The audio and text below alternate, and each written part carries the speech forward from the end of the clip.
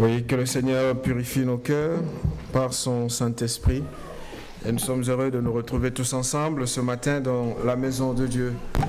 Voilà, je vous invite sans plus tarder à ouvrir la parole de Dieu dans le livre de Jean, l'évangile de Jean. Évangile de Jean au chapitre 14. La fois passée, nous avons vu les deux présences, les deux réalités qui montrent à quel point que nous ne sommes pas seuls, parce que Dieu est avec nous. Il est là comme un Père créateur, un Père tendre qui conduit nos pas, mais aussi nous avons vu que nous avons un ami, nous avons un Seigneur, un Sauveur qui s'appelle Jésus. Amen. Et aujourd'hui, toujours pour faire suite à ce que nous avons vu la fois passée, nous allons parler ce matin du Saint-Esprit comme étant le défenseur, Saint-Esprit, notre défenseur. Et cela se passe dans la lecture de Jean chapitre 14, les versets 15 à 28, mais je vais sélectionner quelques lectures. Verset 15. Si vous m'aimez, gardez mes commandements. Et moi, je prierai le Père, et il vous donnera un autre consolateur, afin qu'il demeure éternellement avec vous. L'Esprit de vérité que le monde ne peut recevoir parce qu'il ne le voit point et ne le connaît point. Mais vous le connaissez, car il demeure avec vous et il sera en vous.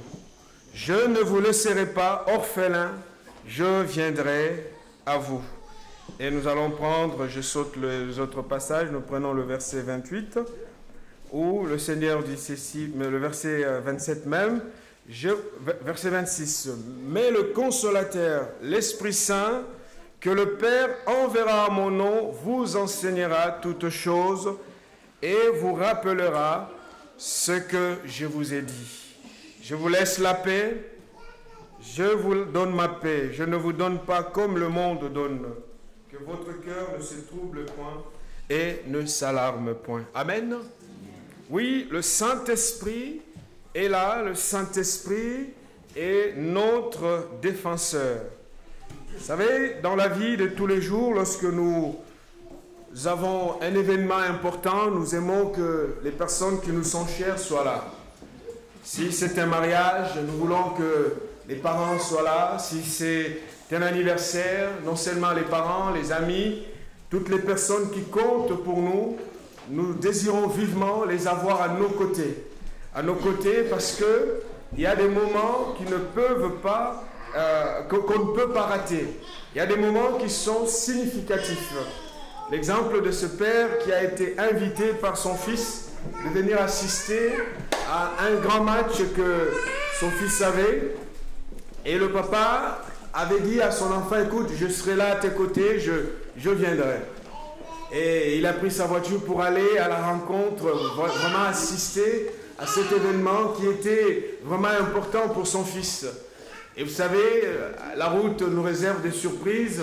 Si on n'a pas de crevaison, il y a peut-être un embouteillage, des bouchons par-ci par-là. Bref, le papa arrive en retard et il avait très mal pour lui et pour son fils.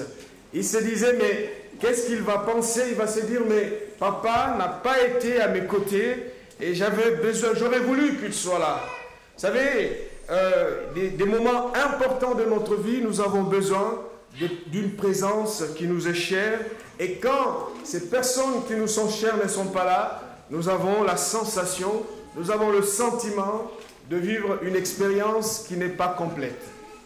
Et pour cela, Dieu connaît, Dieu veut, et Dieu sait que ta vie de tous les jours a du prix à ses yeux. Pour Dieu, il n'y a pas que des instants solennels. Pour Dieu, même des petits détails de notre existence sont importants à ses yeux parce que nous-mêmes, nous avons du prix à ses yeux. Amen. Amen. La Bible dit que le Seigneur, voyez de quel amour le Père nous a aimés. Cher ami, je voudrais tout simplement ce matin te dire qu'il y a un défenseur engagé par Dieu pour assurer ta défense au quotidien. Et si tu veux que ta vie quotidienne change, prend en compte cette dimension. Le Saint-Esprit est là. Le Saint-Esprit nous soutient. Le Saint-Esprit nous accompagne. Le peuple de Pentecôte que nous sommes en train d'oublier la réalité et la vérité même de l'Esprit de Dieu à nos côtés. Nous devenons formalistes et nous nous enfermons dans les expériences personnelles, oubliant que Dieu a dit, Jésus a dit, je ne vous laisserai pas orphelins. C'est une promesse de celui qui ne change pas. C'est une parole de celui qui connaît ton avenir et qui a un projet pour toi, qui veut que ta vie change, qui veut que ton avenir ne soit pas en permanence un avenir sombre. Il est là à tes côtés. Il est là comme un ami fidèle. Il est là comme une présence réelle. Combien d'entre nous discernons réellement que le Saint-Esprit est une personne? Vous savez, une personne, ça parle. Une personne, ça sent, ça ressent. Une personne, c'est une vie. Contrairement à ce que disent les gens d'autres religions, je ne vais pas citer leur nom parce que nous avons des moyens médiatiques, mais contrairement à ce qu'ils pensent, le Saint-Esprit n'est pas que cette force. Le Saint-Esprit est une personne, et une personne est vivante. Jésus a dit, je ne vous laisserai pas orphelins. Il y a beaucoup de personnes qui sont des faux orphelins. Il y a des chrétiens qui sont orphelins faussement. Jésus a dit, nous ne sommes pas orphelins. Je ne vous laisserai pas orphelins. Parce qu'il y a un défenseur à vos côtés. Il y a un défenseur qui veut, qu'est-ce qu'il veut pour nous? Il veut nous guider, le Saint-Esprit. Il veut nous donner, il veut nous protéger. Vous savez, nous avons besoin de cette direction, nous avons besoin de cette protection. Vous savez, la vie, avec ses multiples réalités, peut nous réserver beaucoup de surprises. Si le Seigneur n'est pas avec nous, nous avons même du mal à voir l'horizon, à voir ce qui est devant nous. Raison pour laquelle il a dit, je ne vous laisse pas, je ne vous laisserai pas orphelins. Je vous enverrai un consolateur. Amen. Amen.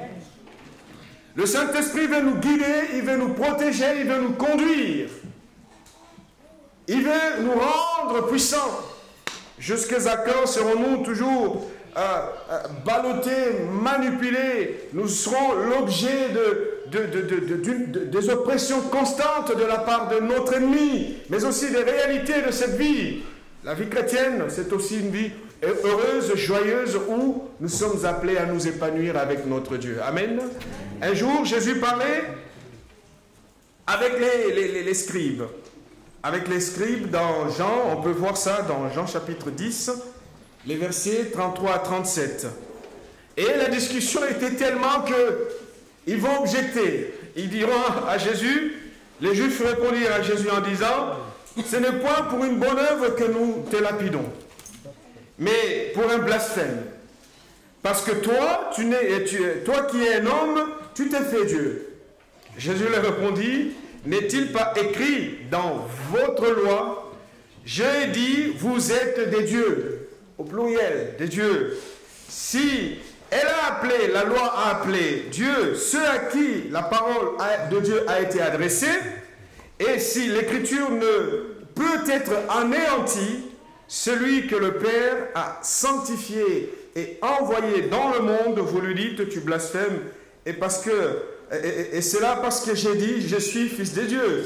Je ne fais pas les œuvres de mon Père, vous ne me croyez pas. Bref, en fait, ce que Jésus veut souligner ici, c'est que, en tant qu'enfant de Dieu, nous avons reçu de la part de Dieu une délégation d'être des vrais représentants de Dieu sur terre. Alléluia. Amen.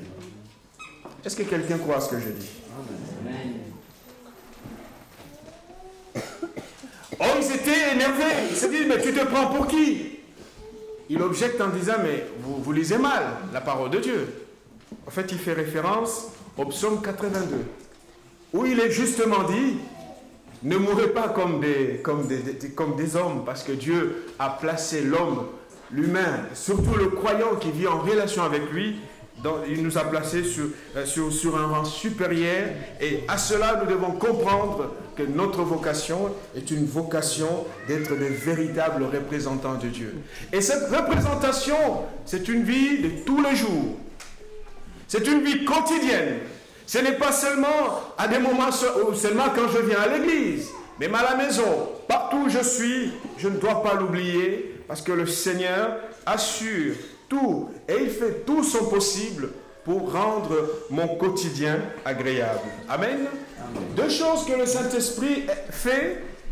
En plus, il n'y a pas que cela. J'ai noté que c'est des choses pour nous montrer à quel point il est là pour nous défendre. La première chose, c'est que le Saint-Esprit est là pour nous consoler. Et nous convaincre plutôt. Il nous convainc de quoi? Il nous convainc du péché. Il est là pour faire ce travail de conviction. Vous savez, il y a des personnes à qui on ne peut rien dire. À peine vous lui parlez, il dit, mais vous enseignez à quelqu'un d'expérimenter. Mais il n'y a pas de souci. Mais le Saint-Esprit qui connaît le fond de notre cœur, qui partage la douleur, la souffrance que nous avons subie, que nous connaissons, le Saint-Esprit est là pour faire un travail que l'homme ne peut pas faire. Ça ne sert à rien d'insister auprès d'une personne complètement hermétique, imperméable. Il faut laisser le Saint-Esprit travailler sa conscience. Et pourquoi? Parce que le cœur de l'homme, nous avons été mordus par le mal, par le péché. Et l'homme devient un être difficile. L'homme devient un être qu'on ne peut pas comprendre. Le prophète Jérémie dira, même le cœur de l'homme est un mystère qu'on ne peut pas saisir. Et si le Saint-Esprit n'est pas là, qui fera cette œuvre bonne? Cher ami, peut-être que tu as perdu ces côtés où tu étais l'amoureux de Dieu, une femme, un homme qui aimait être dans sa présence. Voilà que ta vie devient une vie sèche avec beaucoup de soucis. Laisse-toi convaincre par le Saint-Esprit parce qu'il est là pour te fortifier. Il est là pour faire l'œuvre que l'homme ne peut pas faire. Nous avons des rêves qui ont été brisés. Nous avons des vies qui ont été détruites. Et la mission du Saint-Esprit consiste à réparer ce qui a été brisé. Alléluia. Amen. Dieu a dit à travers le prophète Joël, je vous redonnerai, je rebâtirai, je reconstruirai ce que les sauterelles ont dévoré. La vie, avec ses réalités, avec son oppression, avec ses combats, nous finissent par complètement nous démolir.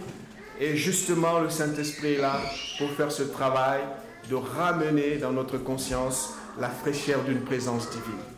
Mais pour que cela soit une réalité, chers amis, nous avons besoin d'être au quotidien, de prendre conscience de sa réalité à nos côtés.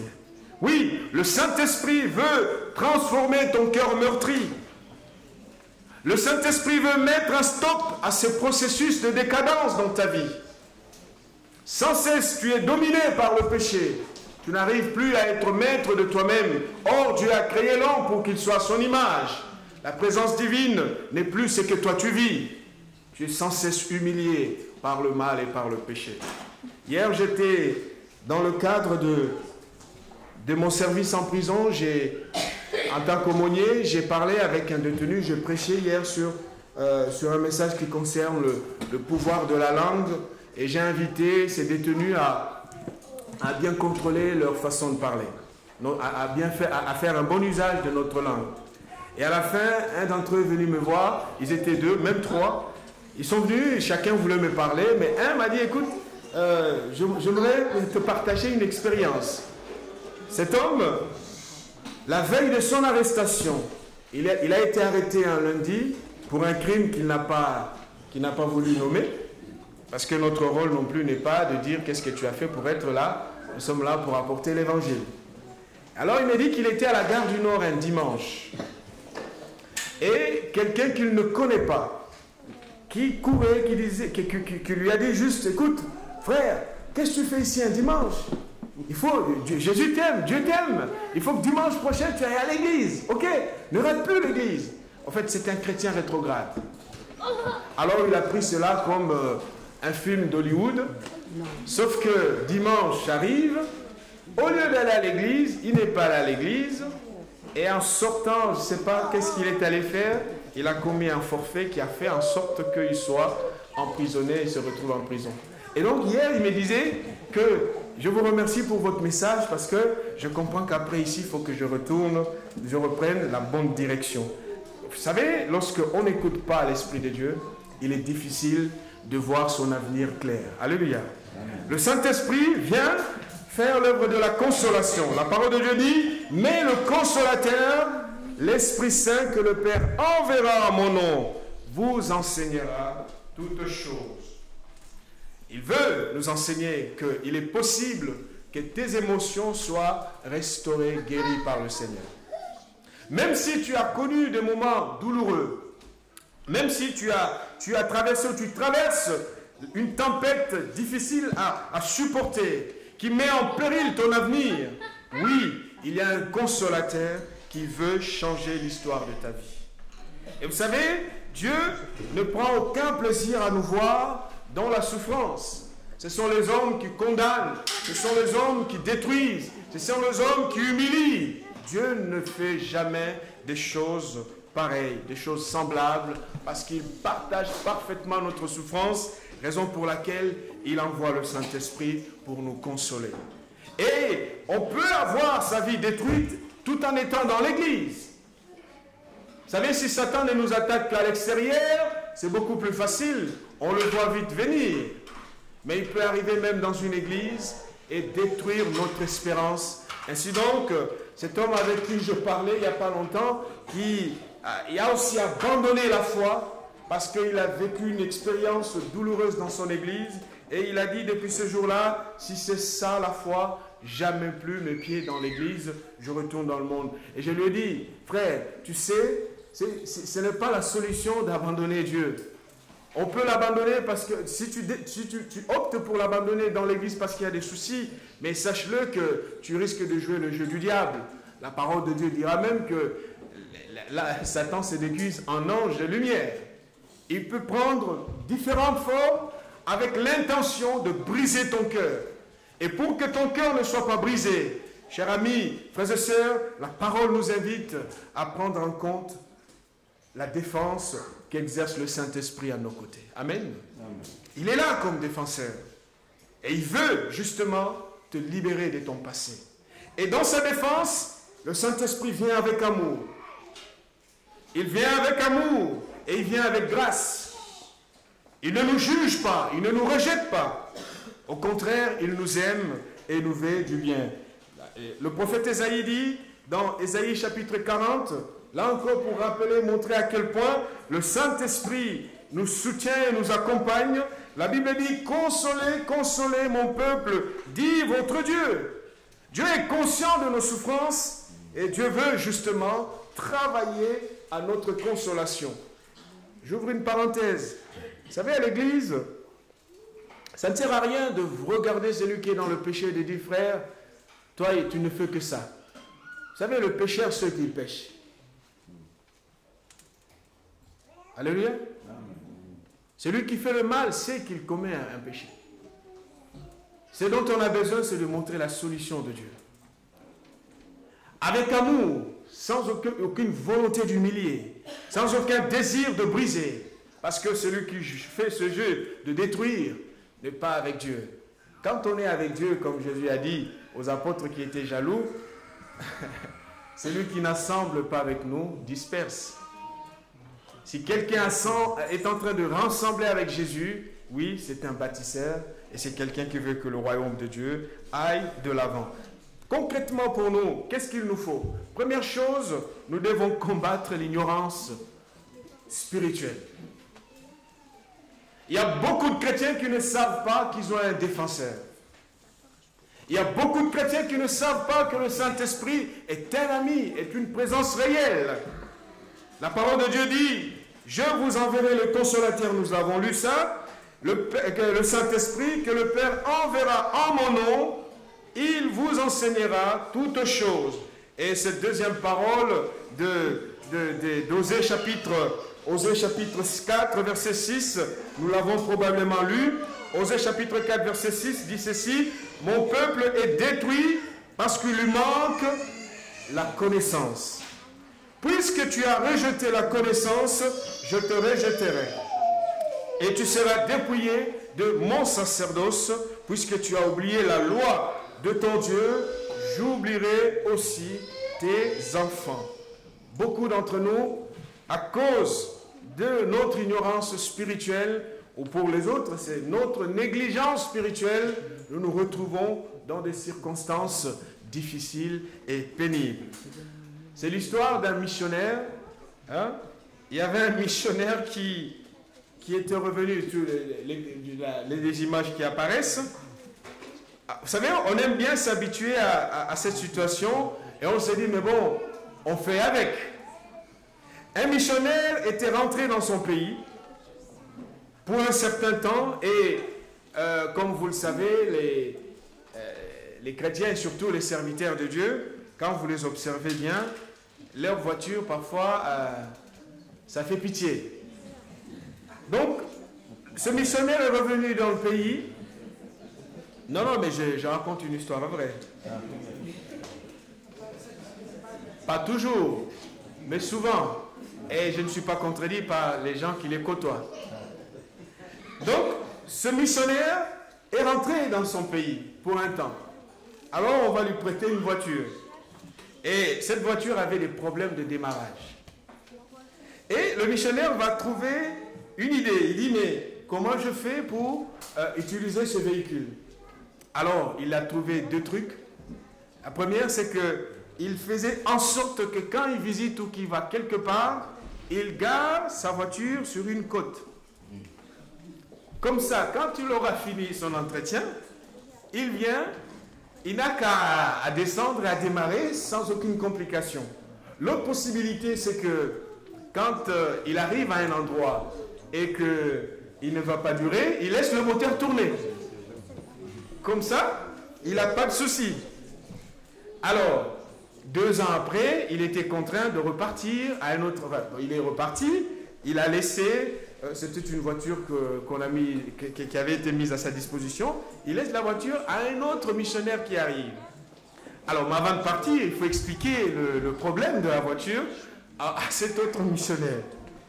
Alors, pendant qu'il parlait, il lui dit, vous savez, cette voiture, elle est compliquée. Moi, j'ai trouvé deux trucs pour pouvoir la démarrer. Soit je gare en côte, comme ça, au départ, ça ne me complique pas trop.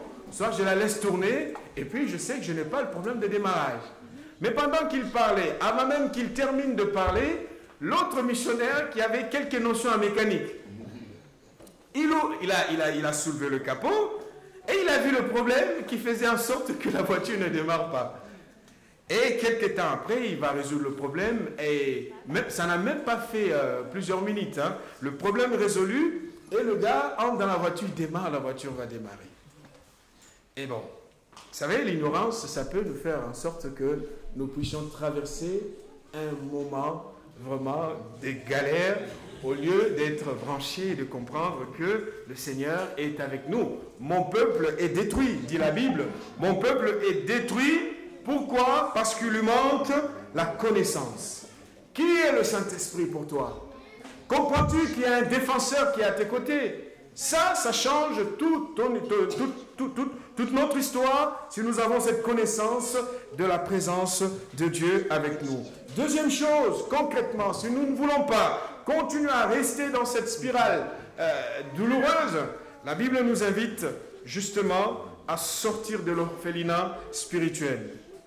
Il y a des faux orphelins, je l'ai dit. Il y en a des faux.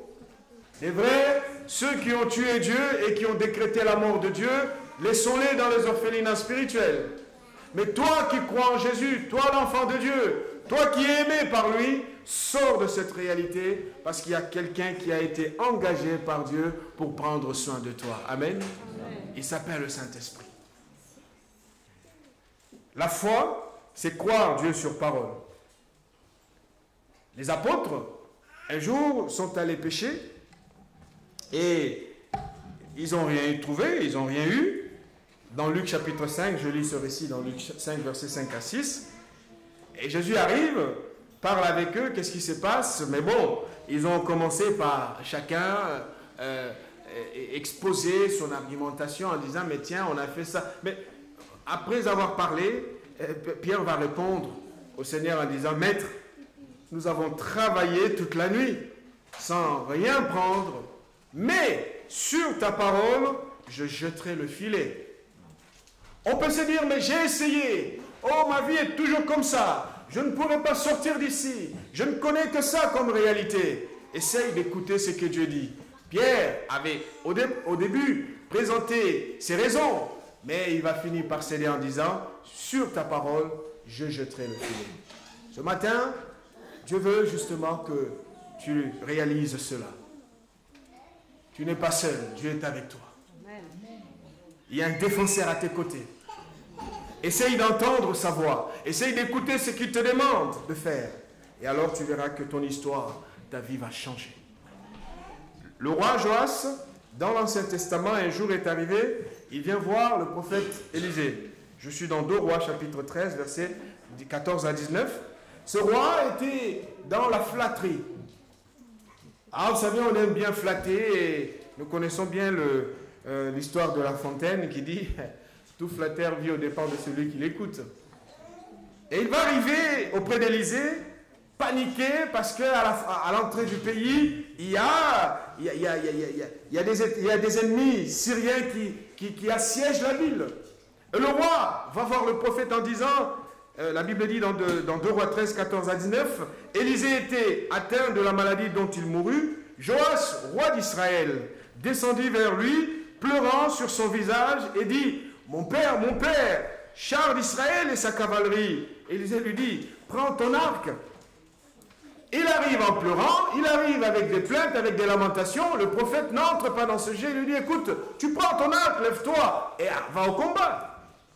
Tu sais, la solution n'est pas dans les larmes, la solution n'est pas dans la résignation, la solution est dans la connaissance. Si je comprends que Dieu est avec moi et qu'il y a un défenseur qui a été engagé par Dieu pour assurer ma défense, je me comporte à un homme, à une femme qui est victorieuse. Alléluia. Amen. La victoire est là, si je comprends et je discerne réellement que Dieu est avec moi. Le prophète lui dit, tu prends l'arc et tu prends des flèches et il va le faire.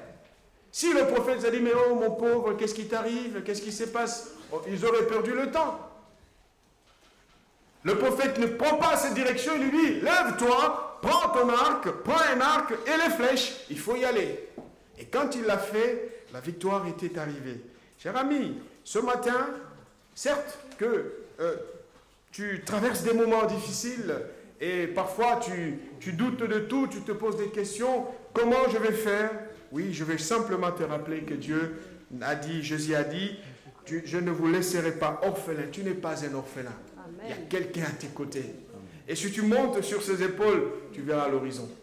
Tu verras ce que Dieu est en train de préparer pour toi. Amen. Amen. Ça rappelle encore cette parole de ce prophète égaré qui va prononcer cette parole à l'égard d'un roi aussi malade qui voulait absolument la malédiction d'Israël. Pourtant, Israël béni par Dieu.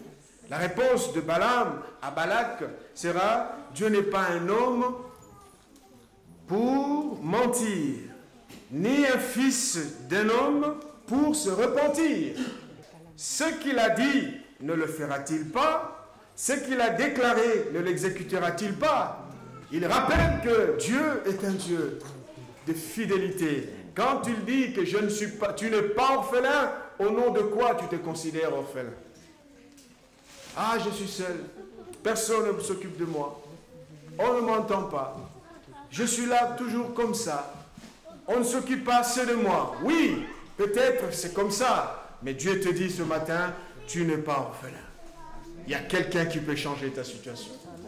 Oh, tu te dis, peut-être que j'ai été voir le médecin. Je fais ce qu'il fallait. J'ai été partout. Ma situation, c'est comme ça depuis que je suis né. Mais Dieu, justement, te dit, non, je ne vous laisserai pas orphelin. Dieu est conscient que la vie quotidienne n'est pas facile. Dieu est conscient que dans ce parcours spirituel, il y a des combats, il y a de l'adversité, il y a des oppositions. Raison pour laquelle il veut que cela change. Et pour que cela change, il te donne un consolateur qui conduira à tes pas. Je vais conclure. Je rappelle que notre vie spirituelle est importante et pour que nous puissions aller de victoire en victoire et de gloire en gloire, nous avons absolument besoin de considérer la présence à nos côtés du Saint-Esprit qui est notre défenseur. Amen. Amen. Seul tu ne pourras rien. Seul tu seras toujours dominé par ce péché. Seul tu seras toujours dominé par cette nature. Ça ira quelques jours et après ça va sombrer. Tu en voudras au monde entier. Tu diras qu'on ne t'aide pas assez. Oui, c'est peut-être la façon dont tu vis la situation et cela mérite d'être respecté. Mais Dieu dit ce matin, tu n'es pas orphelin. Il est avec toi. Alléluia. Il est avec toi. Et notre Dieu ne prend aucun plaisir à nous voir dans la galère, à nous voir dans la souffrance. Dieu ne prend aucun plaisir à nous voir ainsi. Ainsi donc, si tu veux que cela change et que ton quotidien change, n'oublie pas, retiens-le, garde-le au fond de ton cœur. Le Saint-Esprit est là pour te défendre et marcher avec toi. Nous allons nous incliner et nous allons prier le Seigneur. Alléluia. Demande à Dieu d'arroser ton cœur. Demande à Dieu d'être ta force. Élève ta voix, nous allons prier. Élevons la voix. Demandons au Seigneur d'être notre soutien. Que lui seul conduise nos pas. Que lui seul puisse nous bénir, nous fortifier, nous diriger. Alléluia. Élevons la voix.